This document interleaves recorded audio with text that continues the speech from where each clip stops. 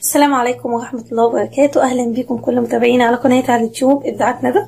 النهاردة جايبه لكم فكرة جديدة، وهي إزاي تحافظي على البطيخ أطول فترة ممكنة. كل سنة وانتم طيبين. ده طبعا موسم البطيخ، والصيف من غير بطيخ ما ينفعش، لازم البطيخ طبعا.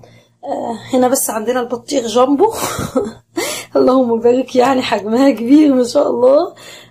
بس طبعا مش زي بطيخ مصري خالص، بس اهو بقى اللي موجود بنتحايل عليه وبنستخدمه. ازاي بقى احنا بنجيبها كبيرة زي كده؟ لو انت هتجيبيها من حلقة الخضار بنجيبها كبيرة زي كده. لو احنا بنجيبها من هايبر طبعا بتبقى متقطعة اجزاء وبتتباع بالكيلو. عندنا البطيخ هنا طبعا بيتباع بالكيلو، اللي ما يعرفش في الدول العربيه بيتباع بالكيلو، اكيد في الدول الاوروبيه كمان. فطبعا انت عشان تجيبيه وهيقعد عندك فتره بتعملي ايه؟ لو انت جايبه واحده كبيره زي كده تعملي فيها ايه؟ اولا ما ينفعش نقطع بالطول كده، لازم نقطعها كده، يعني نقطع بالسكينه زي ما احنا قاطعينها كده، زي ما انتم شايفين كده، عشان الجزء ده يبقى على بعضه. ما ينفعش نشقها من النص زي ما بنعمل في مصر كده، نروح عند الراجل بتاع البطيخ يفتحها لنا من النص كده، لا ده ما ينفعش، مش هتقعد معاه. لازم نقطعها كده من فوق بالشكل اللي احنا شايفينه ده. واللي يبقى عندنا نعمل فيه ايه؟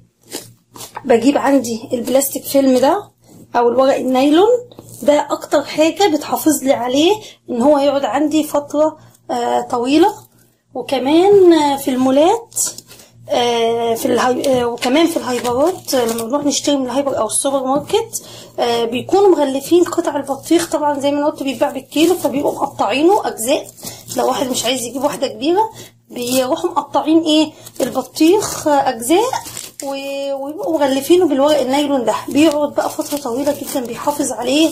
ووشها بقى ما بيطراش معايا، يعني ما بتطراش، بتفضل ناشفه معايا. والوش بتاعها ما يعملش قشره هنا، لا ناشفه ولا تبوظ من التلاجة ولا ترطب خالص وتطرى وتبقى تنعم معايا كده، لا. البلاستيك ده بيحافظ عليها فتره طويله جدا. عايزه اقول لكم يعني ممكن تقعد بالعشر ايام وبالاسبوع في التلاجة بالشكل ده، مبيجرالهاش اي حاجه ولا تحمض ولا اي حاجه.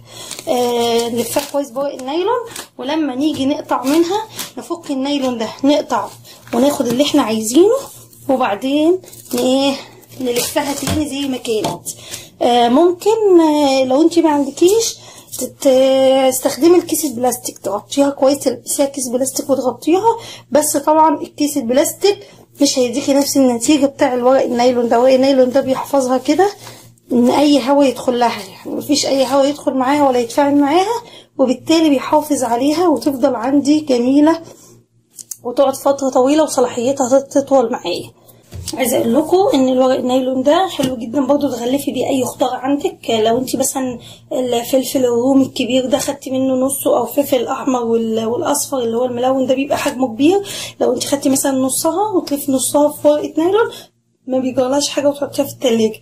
برضو نفس الحكايه الكرفس وكده ممكن برضو بتلفيه بيه وتحطيه في التلاجة، ما بيجرالوش اي حاجه. عايزه اقول لكم ان هو حتى في الهايبرات دي طريقه حفظهم للفاكهه ومعظم الخضار اللي بيتقطع يعني او بيتاخد منه اجزاء عشان يقعد فتره طويله.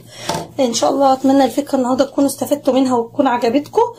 وما تنسوش بقى الشير واللايك والسبسكرايب، وتتابعوني على قناتي التانية بيتك وجمالك.